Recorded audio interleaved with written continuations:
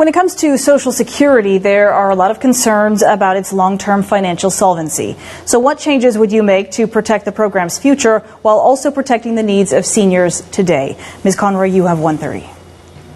You know, before the Affordable Care Act came along, I remember my parents talking about how lucky they felt compared to their friends. My dad was a union railroader for 43 years, and so he had a pension through the railroad and health care through the railroad.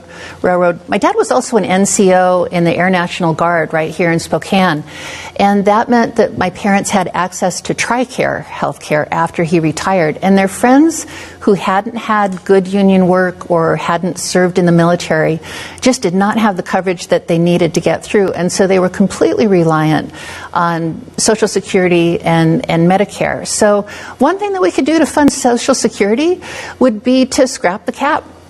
Right now, people who make more than $168,000 odd dollars don't pay on their income above that. So if we scrap the cap, people would be paying, very high income earners would be paying more into the system. That would keep it solvent for the foreseeable future. So it might not be easy to pass through Congress, but that's certainly something that I'd like to work on. At the very least, we should significantly raise the cap, but my going-in position would be scrap it altogether. Thank you, Mr. Baumgartner. You have 1:30.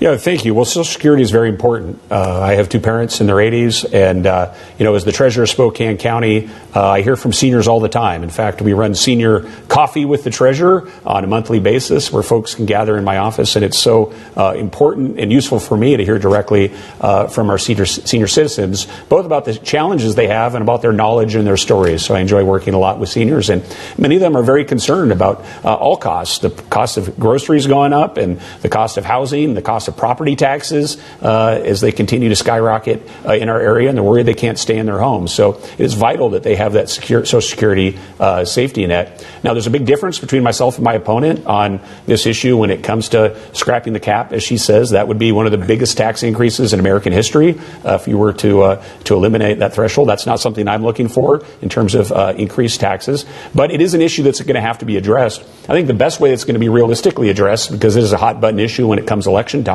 is that there's going to have to be a bipartisan commission put together, both Democrats and Republicans, working and looking at the limits and what's going to go on with Social Security and saying, hey, what's a solution that we can all find? So hopefully we can take it out of the hot button political area and make it a policy area. But I certainly don't support eliminating Social Security, nor do I support the biggest tax increase in American history.